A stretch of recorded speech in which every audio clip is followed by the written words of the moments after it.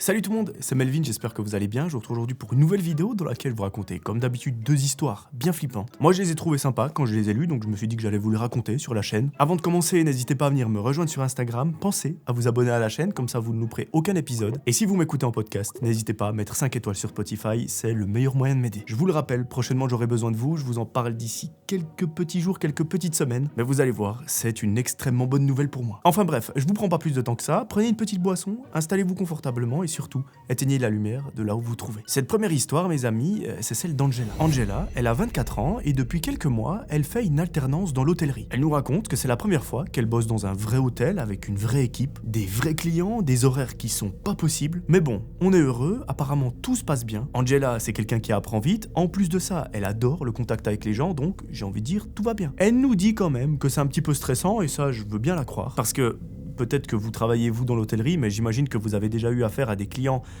peut-être pas très sympa ou avec des demandes assez particulières. Et quand t'es dans un taf comme ça, l'idée c'est de faire plaisir aux clients, donc voilà, ça doit pas être évident tous les jours. Actuellement, Angela, elle vit encore chez ses parents, histoire d'économiser un petit peu. Parce que bon, les écoles d'hôtellerie, ça coûte super cher, je sais qu'en Suisse, c'est extrêmement cher. En tout cas, les écoles privées. Et Angela, en gros, elle décide de rester chez ses parents, histoire de mettre un petit peu de côté et surtout de pas s'ennuyer avec un loyer hors de prix. Et d'un point de vue des parents, eux, ils sont contents d'avoir leur fille, donc tout le monde est content. Dans la vie de notre amie, il y a aussi quelqu'un d'extrêmement important pour elle, et c'est son petit ami. Ils sont ensemble depuis 1 an et apparemment, ils se sont rencontrés dans la même promo pendant un cours un petit peu chiant qui visiblement concerne la gestion d'établissement. Je suis désolé, si votre cours préféré à vous c'est la gestion d'établissement, sachez que ce n'est pas le cas pour notre amie Angela. Son copain, elle nous le décrit comme quelqu'un de drôle, de calme, de très posé. C'est un petit peu l'opposé d'elle-même. Mais bon, comme un grand sage une fois a dit, les opposés s'attirent ou une phrase comme ça. Donc du coup, les deux s'entendent à merveille. Ce soir-là, ils avaient prévu un petit dîner tranquille après les cours. Bon, rien de bien fou, mais c'est un petit moment à deux qui fait plaisir. Sauf que Angela, elle a dû annuler à la dernière minute. La raison, elle est très simple. En fait, son patron lui a demandé si elle pouvait assurer le service de nuit, car visiblement, le collègue qui devait s'en occuper à la base, eh bien, il a eu un problème et il ne pourra pas venir ce soir. Bon, étant donné que c'est la première fois qu'on lui confie quelque chose d'aussi important, elle a pas envie de faire mauvaise figure ou en mode j'ai pas envie. Du coup, vous vous en doutez bien, elle dit oui. Elle envoie un message à son copain pour s'excuser.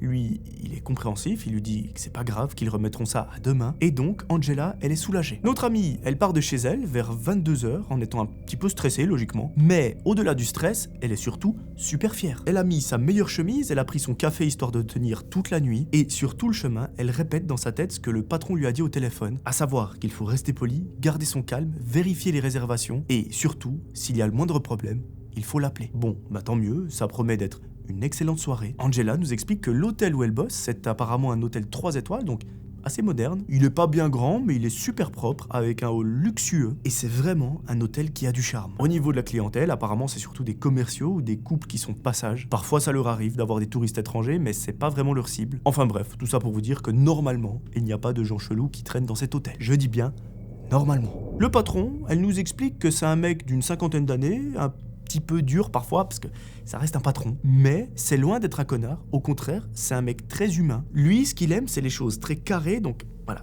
ça se comprend s'il est un petit peu dur. Après, il y a être dur et être irrespectueux, c'est deux choses complètement différentes. Mais ce qui est cool, c'est que le lien entre lui et Angela, il est tout de suite passé parce que notre amie, c'est quelqu'un de très gentil. Elle sourit tout le temps, elle veut contenter tout le monde, elle fait pas de problème ou quoi. Et ça, le patron, ça lui a directement plu. Bref, ce soir-là, après avoir fait tout le trajet, notre amie, elle arrive un tout petit peu avant 23h. Le veilleur de la soirée lui passe les consignes du jour et elle se met en place derrière le comptoir. Depuis qu'elle travaille dans cet hôtel, elle nous raconte que la journée, c'est une ambiance, et le soir, ou la nuit, c'est une ambiance différente. Il y a un silence total, la lumière, elle est un petit peu plus tamisée. Les seuls bruits qu'on entend, c'est soit des gens qui descendent les escaliers, soit des bruits dans le couloir. Et ça, j'avoue, travailler dans un hôtel la nuit, ça doit être particulier parce que t'as l'impression, j'imagine que tu dois avoir l'impression que t'es tout seul derrière ton comptoir et que l'hôtel est vide. Pendant ces 2 premières heures de travail, tout se passe très bien. Elle accueille 2 clients qui sont un petit peu en retard, elle répond à quelques mails, elle fait le ménage sur le bureau, elle vérifie les caméras et tout est parfaitement calme. Vers minuit 30, 1h du matin, elle commence à sentir qu'elle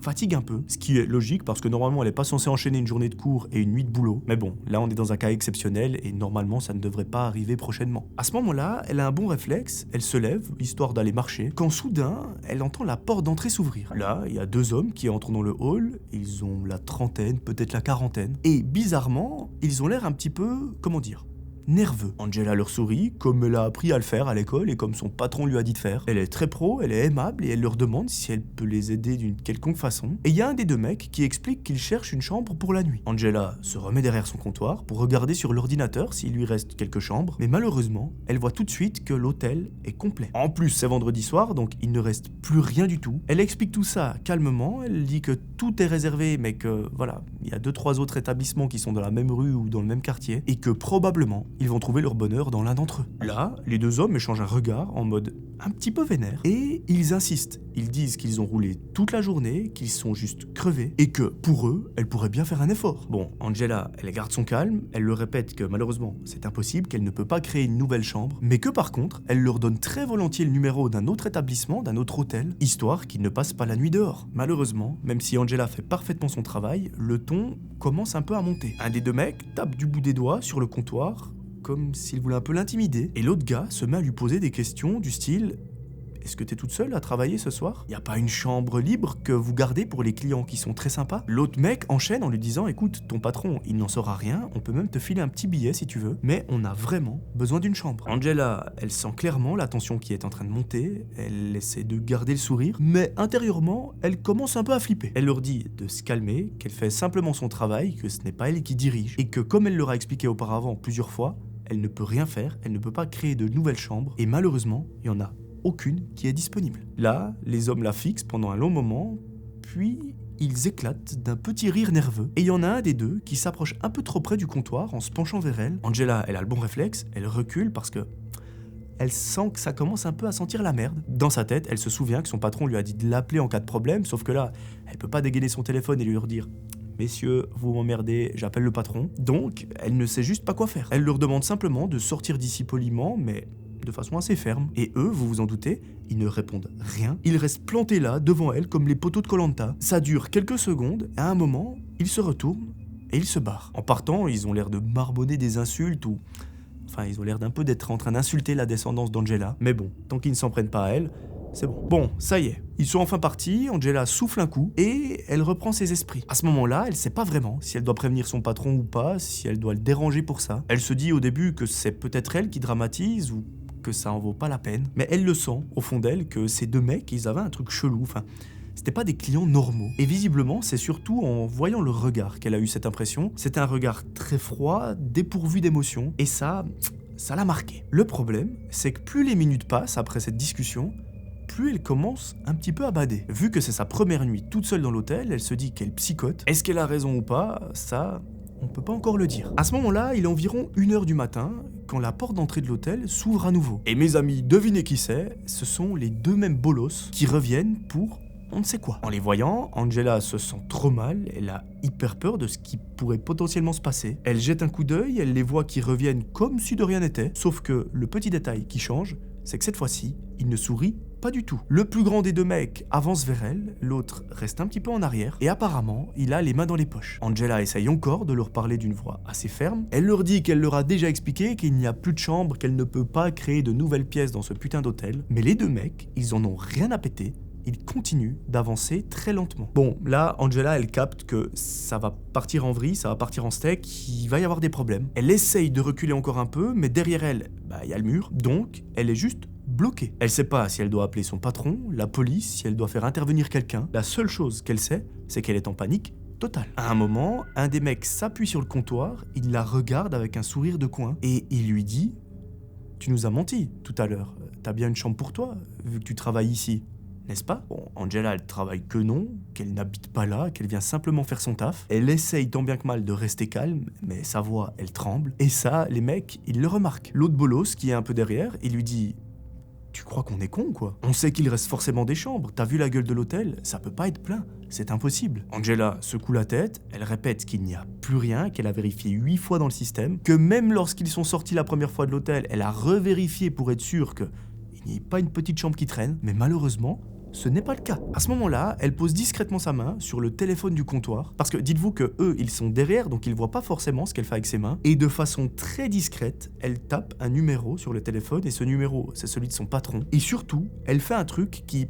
pour moi, la bonne strat dans ce cas-là, parce que vous savez que vous êtes dans la merde, donc autant tenter quelque chose, c'est qu'elle garde le contact visuel avec ces mecs, dans le sens, elle ne les lâche pas des yeux, et c'est pile à ce moment-là qu'elle entend un bruit dehors. Et vous allez voir, mes amis, dans le cas d'Angela, je pense qu'on peut parler de miracle. Au même moment, elle entend une voiture qui se gare brutalement devant l'entrée de l'hôtel. Les deux types sont un petit peu surpris, ils tournent la tête en direction de l'entrée, et la porte, elle s'ouvre d'un coup. Ce ne sont pas d'autres clients qui viennent foutre la merde, c'est son patron. Il entre, sans dire un mot, il regarde la scène et il comprend direct que il y a quelque chose qui ne va pas. Il leur hurle dessus en mode « Qu'est-ce que vous foutez ici ?» Bon, il le dit pas d'un ton très gentil, il est plutôt même au contraire agressif. Les deux mecs se retournent et ils reculent un petit peu. Angela, elle, de son côté, elle reste figée, incapable de bouger, et elle voit le patron qui s'avance vers eux en mode « Je vais vous faire du mal ». Un des deux hommes fait un pas vers lui, comme pour provoquer l'affrontement, et ça ne manque pas, les deux se foutent sur la gueule. Le patron d'Angela commence à pousser le mec, qui le repousse lui aussi. Ils s'insultent toute leur descendance, la tante, la grand-mère, enfin tout le monde y a le droit. Et surtout, ils commencent à se battre. Angela, elle reste safe derrière le comptoir, parce qu'elle peut pas se prendre un coup perdu, et elle voit que son patron, franchement, il lâche pas l'affaire. Pendant qu'il est en train de se prendre des droites, et surtout d'en mettre aussi, il hurle à Angela d'appeler la police, et évidemment, elle le fait direct. Elle a les mains qui tapent n'importe quoi sur le téléphone, tellement elle est paniquée, mais elle y arrive. Elle explique très vite à l'agent ce qui est en train de se passer sous ses yeux. Elle dit qu'il y a deux hommes très violents dans l'hôtel, qu'ils refusent de partir, et qui sont probablement très dangereux. Pendant ce temps, du côté de la bagarre, les types finissent par lâcher l'affaire, ils insultent tout le monde, ils cassent des objets dans le hall et ils se barrent en claquant la porte derrière eux. À ce moment-là, c'est le silence complet, la seule chose qu'on entend, ce sont les larmes de notre amie Angela. Le patron, il est essoufflé, il la regarde et il lui dit « Ferme tout immédiatement ». Notre amie s'exécute, elle verrouille la porte, elle tire le rideau métallique et là le patron lui dit « Écoute, c'est fini, on est en sécurité, la police arrive mais nous, on ne bouge pas ». Angela, elle avait pas prévu d'aller faire la course dehors donc elle lui dit « Ok, y a pas de problème ». Et elle lui dit « Mais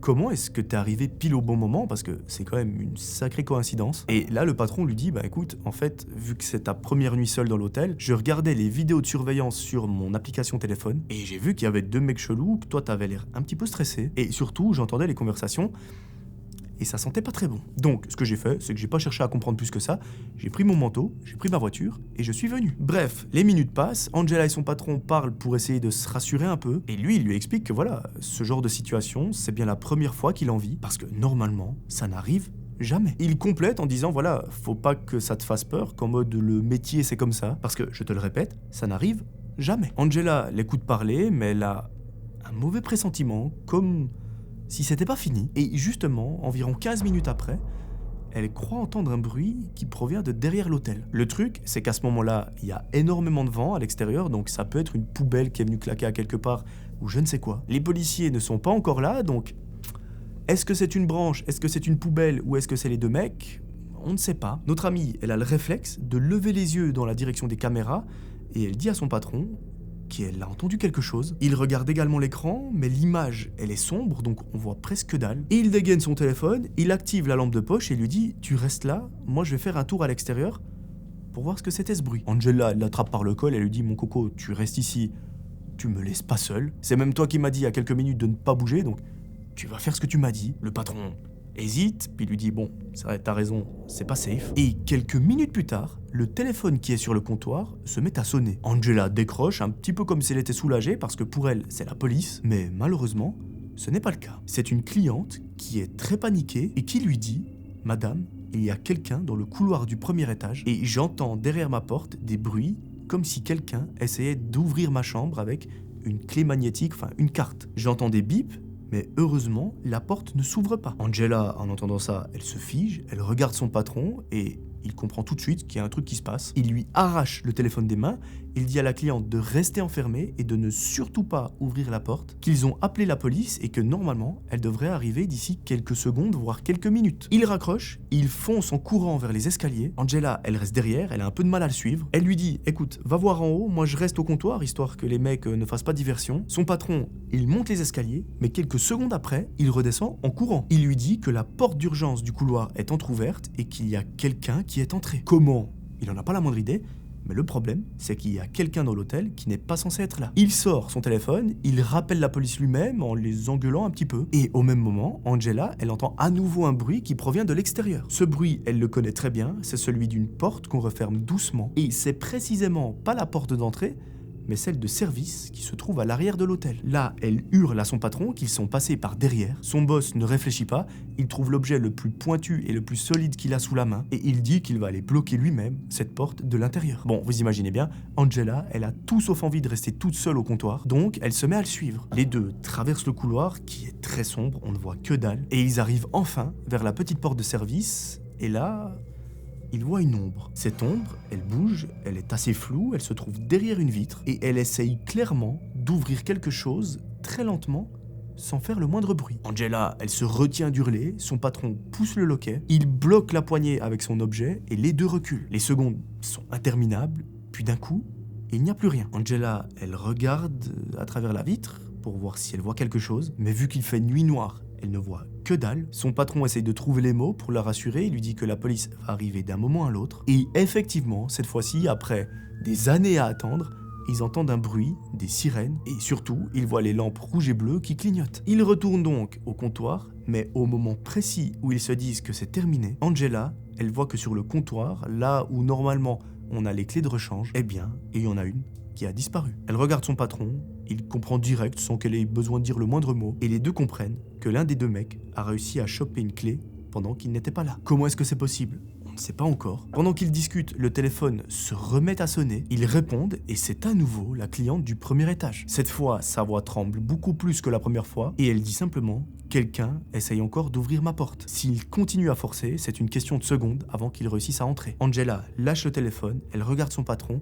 et les deux se mettent à courir en direction des escaliers. Son patron, il a pas le temps de niaiser, lui, il monte 4 marches à la fois. Il arrive à l'étage et là, c'est le drame. Il voit la porte de cette cliente qui est grande ouverte et il comprend direct que les mecs ont réussi à forcer. Il court le plus vite jusqu'à l'intérieur de la chambre et là, il voit les deux hommes en train de s'en prendre à la femme à qui appartient la chambre. L'un des deux la tire hors du lit pendant que l'autre est en train de voler ce qu'il y a dans son sac à main. Le patron ne cherche même pas à comprendre, il rentre dans la chambre, il va se battre avec les deux mecs, sauf qu'il y en a un qui arrive à le choper et à lui serrer le cou. Donc là, le mec, il est juste à 2 doigts de la mort. Ça dure quelques petites secondes et vu le bordel qu'ils ont fait, les cris, les coups, etc., il y a 2 policiers qui arrivent dans le couloir, l'arme à la main, et qui hurlent au mec, soit tu le lâches, soit tu prends une balle. Dites-vous que moi je vous l'explique calmement dans mon fauteuil, mais ça dure 2 secondes, et c'est tellement rapide que personne n'a le temps de comprendre ce qui se passe réellement. Très vite, les 2 hommes sont maîtrisés par les policiers, et la femme, donc la cliente, est mise en sécurité, et Angela, elle est au milieu, elle comprend rien de ce qui se passe, elle est en mode panique, elle a des larmes. La seule chose qu'elle veut savoir,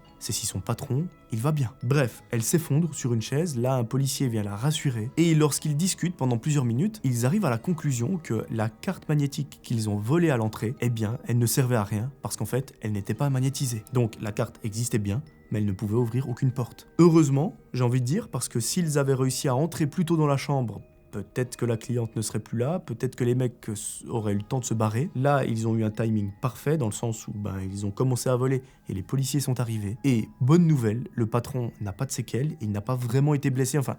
il a quelques égratignures dues à la première baston, mais rien de bien grave. Cette histoire, mes amis, elle se joue à 30 secondes près, ou peut-être 2 minutes, parce que dites-vous que s'ils étaient arrivés quelques secondes, quelques minutes plus tard, on n'aurait jamais retrouvé ces mecs, et on ne sait pas ce qui serait arrivé. Lorsque le patron et Angela redescendent dans le hall, déjà le patron il est dans un sale état, il prend Angela dans ses bras et lui dit « Écoute, t'as fait un travail formidable, pour dire que c'est ta première nuit, c'est un beau palmarès. » Et là, un des 2 policiers vient pour les interroger. Il prend les témoignages, il récupère surtout les images des caméras de surveillance, et ils finissent par embarquer les 2 mecs dans la voiture. Quand ils ferment la porte derrière eux, Angela s'assoit, elle reste là un moment sans rien dire. Le hall est redevenu calme, comme c'était le cas il y a quelques heures, mais clairement, elle n'est pas tranquille, elle est complètement traumatisée par ce qu'elle vient de vivre, et son patron lui propose de rentrer à la maison, de se reposer, de se remettre de ses émotions, mais notre amie, c'est une battante, elle lui dit « Non, je suis payé pour faire un travail, je vais rester là jusqu'à 7h du matin comme convenu. » Et ça, mes amis, ça a beaucoup touché le patron, au point où Angela, elle a eu une promotion quelques semaines après. Visiblement, les cambrioleurs savaient que la personne dans cette chambre était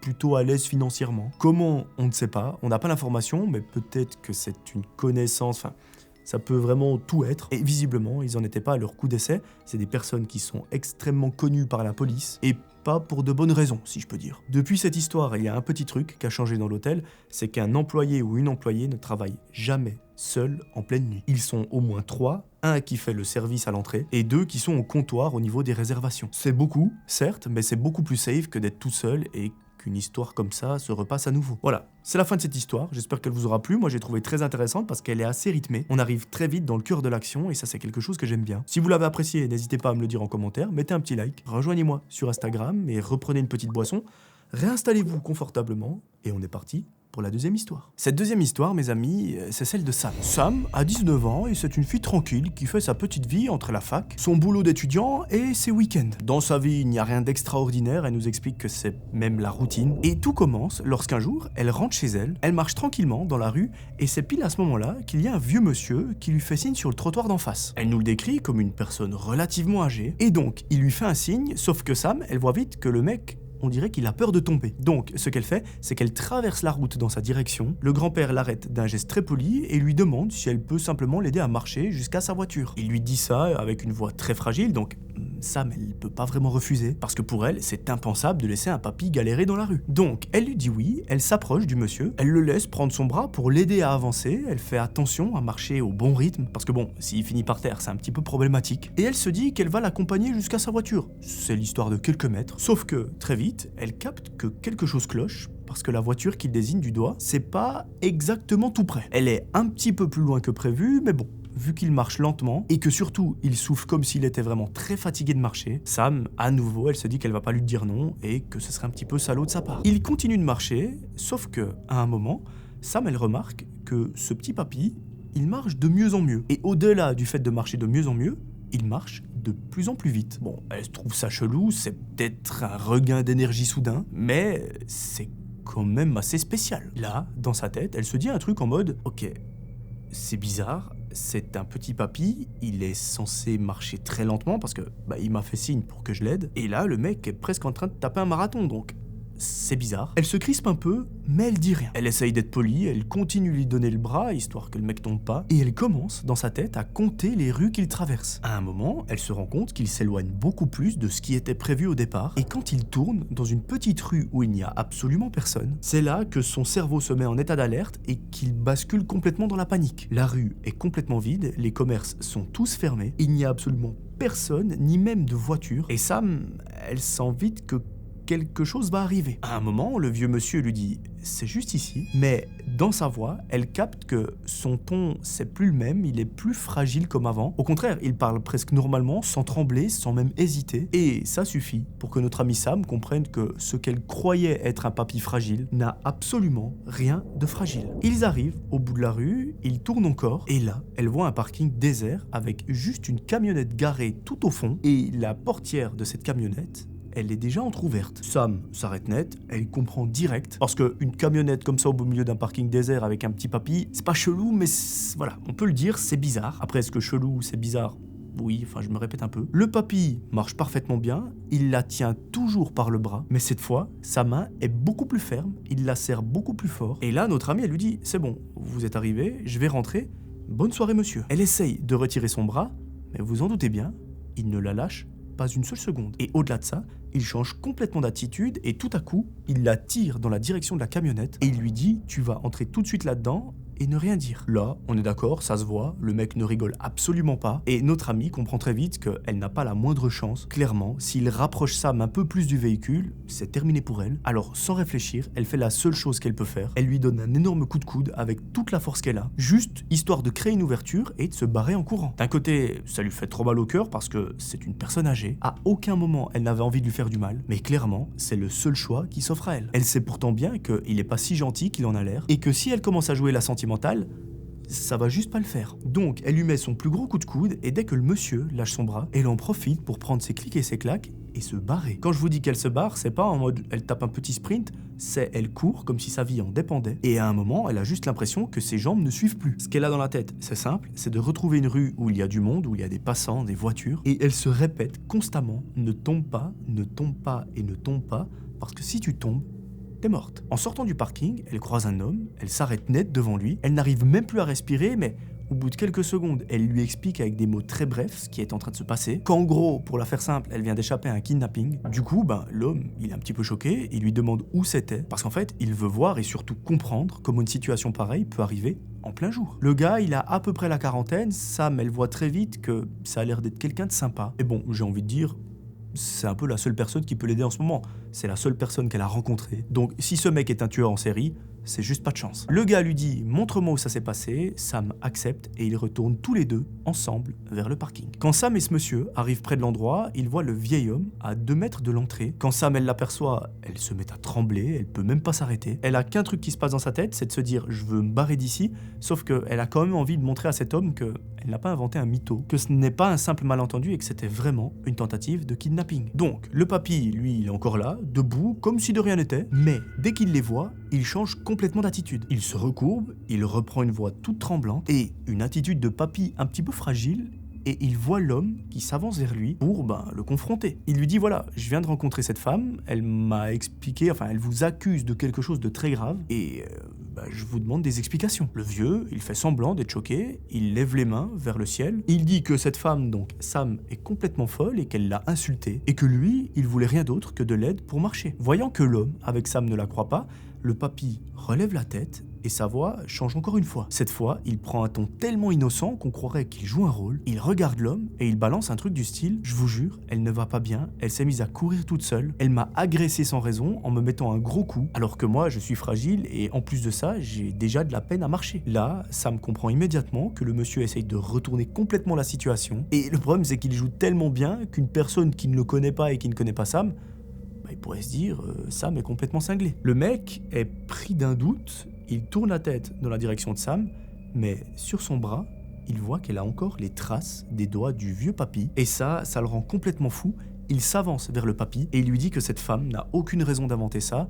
Et là, le ton monte directement. Le mec dit au papy qu'il voit bien qu'il joue un rôle de vieux, fragile, etc. Il lui dit qu'il est complètement taré de tenter de forcer une personne à rentrer dans une putain de camionnette. Mais le problème, c'est que le vieux ne lâche pas le roleplay du vieux. Ça veut dire qu'il continue de dire que c'est un petit papy qui a de la peine à marcher. Et vous l'aurez compris, il joue la victime. Le gars en face de lui, c'est simple, il perd patience, il l'attrape par le col et il le plaque contre un mur en mode tu vas vite faire arrêter ce que tu es en train de faire, sinon c'est terminé pour toi. Et Sam, de son côté, elle se dit, mais est-ce que je suis dans un rêve, dans un cauchemar? Est-ce que je suis sur Uranus ou sur la Terre? Parce que, à la base, je voulais simplement que ces deux personnes discutent comme des adultes, surtout que, ça a l'air d'être un vieux, donc voilà. Mais là, l'image que j'ai sous les yeux et que j'ai devant moi, c'est le mec qui est en train de soulever en l'air le papy par le col, et donc c'est assez spécial comme image. Pendant qu'ils sont en train, entre guillemets, de se battre, Sam, elle voit un truc assez flippant au loin. C'est la camionnette qui était présente dans le parking qui démarre avec la porte coulissante ouverte et elle se dit mais c'est bizarre parce que cette camionnette est en train de partir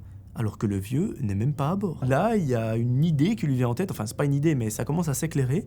Elle se dit mais c'est un peu comme si le conducteur savait exactement que les choses étaient en train de tourner au vinaigre. Un peu comme s'il savait qu'en gros ils étaient dans la merde et qu'ils se sont fait griller. Et donc le fait de se dire ça la rassure pas des masses. À un moment, elle comprend, mais en fait, ce papy n'était pas seul, c'est peut-être un réseau qui est très organisé, et donc j'étais à 2 doigts de terminer dans une poubelle ou dans une caravane ou je ne sais où, mais en tout cas pas chez moi, dans ma chambre, tranquillement. Le gars qui est en train d'aider Sam, il ne lâche pas le vieux, il le garde plaqué au mur et il lui hurle que c'est terminé pour lui, qu'ils vont appeler la police, qu'il ne va pas s'enfuir comme ça, parce que s'il a fait ça à Sam, probablement qu'il va le faire à d'autres gens. De son côté, notre amie tremble tellement qu'elle n'arrive même pas à sortir son téléphone de sa poche, donc dites-vous que le mec ne peut juste pas compter sur elle. Étant donné qu'elle ne peut juste pas sortir son téléphone, le mec qui tient toujours le vieux par le col, il se dit bon, si je le lâche, peut-être qu'il va me taper un sprint de l'espace et qu'il va tout simplement disparaître dans la nature. Donc ce qu'il fait, c'est qu'il le repose au sol, il le plaque contre le mur et il pose, alors il faut être assez visuel, il le bloque avec son avant-bras pendant que l'autre main fouille ses poches histoire de trouver un porte-monnaie. Son but, c'est de trouver sa carte d'identité histoire d'avoir un nom à donner aux enquêteurs parce qu'il l'a bien compris, s'il le lâche, le mec se barre. À un moment, il trouve le porte-monnaie du gars, il le lance à Sam et il lui dit regarde la carte d'identité et le visage de notre amie se décompose lorsqu'elle lit celle-ci, pas parce qu'elle connaît le nom de ce monsieur, mais parce que le vieux essaye encore de se défendre en disant qu'il voulait rien faire de mal et qu'il voulait simplement de l'aide pour marcher. Sam, à ce moment-là, elle a un très bon réflexe, elle prend la carte d'identité de ce mec en photo, comme ça elle aura une preuve ou quelque chose à donner aux enquêteurs. Elle parle vite fait au mec qui est en train de l'aider, donc je vous le rappelle, il a toujours l'avant-bras sous le cou du vieux, et pendant qu'ils discutent, le papy profite d'une mini-seconde d'inattention, il tape très fort sur l'avant-bras du mec, du coup ça lui fait mal, et il en profite pour se barrer en courant. Bon, là je crois que c'est clair, c'est pas un vieux qui a de la peine de marcher, c'est un mec en très bonne forme qui tape un sprint, et les deux le regardent partir en courant, et ils se disent mais on est dans quel monde à la base? Il a littéralement l'apparence d'un vieux, mais il arrive à taper des sprints comme moi j'en tape pas. Et pour vous dire, j'ai 28 ans, pas 88. Déjà 28 ans, bientôt 30 ans. J'ai rien à dire, c'est terrifiant. Après, pour me rassurer, on dit toujours que normalement on est mieux à nos 30 ans qu'à nos 20 ans. Est-ce que ce sera valable pour moi ? Je ne sais pas. On croise les doigts, croisez les doigts pour moi aussi s'il vous plaît. Et comptez sur moi pour encore à 37 ans être là à vous raconter des histoires. Bon, j'espère quand même que j'aurai évolué d'ici là, mais j'espère que je serai encore là à vous raconter des histoires d'horreur. Et normalement, il n'y a pas de raison qui ferait que ça n'arrive pas. Donc bon, là vous l'aurez compris, la situation, c'est terminé. C'est-à-dire que le mec s'est barré en courant, Sam, elle est safe avec l'homme, mais il y a 1001 questions qui leur trottent dans la tête. Qui était ce mec ?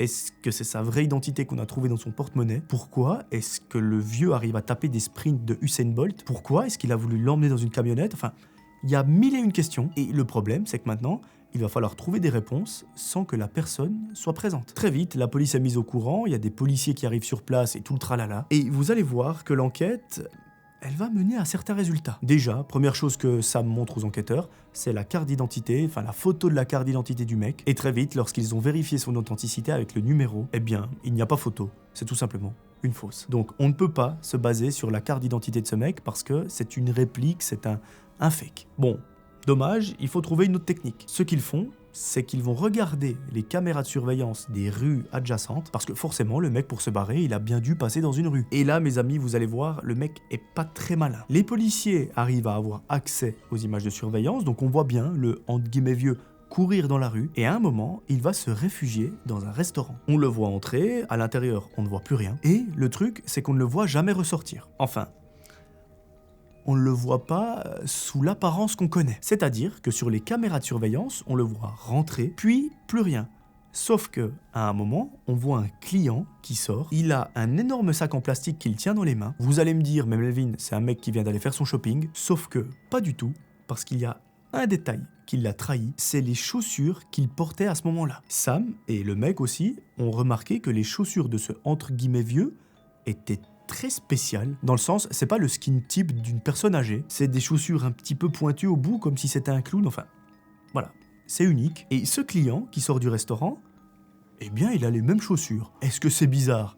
Je ne sais pas, mais ça prouve potentiellement que le mec qui vient de sortir du restaurant, c'est le vieux. Je sais pas si vous arrivez à capter où je veux en venir, mais en gros, les policiers se rendent compte que peut-être l'apparence de vieux, c'est un déguisement ou du maquillage ou je ne sais quoi. Donc, bon réflexe de la part des enquêteurs, ils se rendent dans ce restaurant, ils demandent au gérant toutes les caméras de surveillance, etc. Et c'est là où c'est malheureux pour cette personne, c'est pas de chance pour lui, il y a une caméra de surveillance qui filme à l'étage, et sur cette caméra, on voit l'endroit où se trouvent les toilettes. À un moment, on voit un vieux qui entre dans les toilettes, puis une personne qui ressort très jeune. Quand je vous dis très jeune, c'est du style 25 ans. Cette personne, qui a 25 ans, a un sac plastique dans les mains et on voit des choses sortir qui ne sont pas des cahiers d'école. On dirait des habits chiffonnés, ou du moins ça y ressemble. Et encore pire pour lui, on distingue très clairement tous les traits de son visage. Là, je pense qu'on peut le dire, cette personne est dans la merde, elle est recherchée par les policiers, son visage est connu, donc il n'y a plus qu'à le retrouver. À un moment, un des policiers, pour faire avancer l'enquête, s'approche de Sam, il lui tend la capture d'écran de la caméra de surveillance, et quand il montre ça à Sam, elle se décompose. Elle se met à pleurer toutes les larmes de son corps, et elle lui dit « Monsieur l'agent, cette personne, je la connais très bien. C'est effectivement pas un vieux, au contraire, c'est une personne qui habite à côté de chez moi, avec qui j'ai une relation pas vraiment sérieuse. » Les enquêteurs essayent de comprendre pourquoi est-ce que ce mec aurait fait ça. Ils demandent donc des détails à Sam, elle leur explique que voilà, ça leur arrivait de se fréquenter et de se voir de temps en temps, et qu'à un moment, elle a mis un terme à la pseudo-relation, et que ce gars, il l'a très mal vécu. Il a commencé à la spammer de messages, mais à un moment, elle l'a bloqué, et visiblement, ça s'était arrêté jusqu'à ce jour. Donc, l'explication qu'on a, c'est que ce mec, en fait, il a jamais vraiment arrêté de penser à Sam. C'est pas parce qu'il lui écrivait plus de messages qu'il avait lâché l'affaire, au contraire, il était en train de prévoir un sacré plan, et c'est celui de kidnapper notre ami Sam. Alors, on va pas se cacher, la technique de se déguiser en vieux, c'est masterclass. Après le fait d'aller dans un restaurant, se changer et de sortir comme ça, en ne pensant pas qu'il y a des caméras de surveillance partout,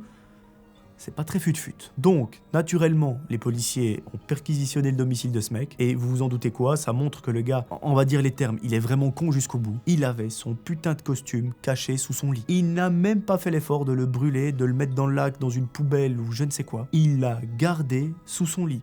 ça veut tout dire. Bon, évidemment, pour les enquêteurs, il n'y a plus de doute, ce mec a été interpellé puis jugé. On ne connaît pas exactement la peine qui lui a été infligée. J'imagine que c'est une restriction dans le sens il n'a pas le droit de s'approcher à, je sais pas, 100, 150 mètres, 200 mètres de notre ami Sam. Mais en tout cas, ce qui est sûr, c'est qu'elle est en sécurité. Elle a échappé de justesse à quelque chose qui aurait pu être catastrophique. Maintenant, moi personnellement, j'ai une question qui me vient.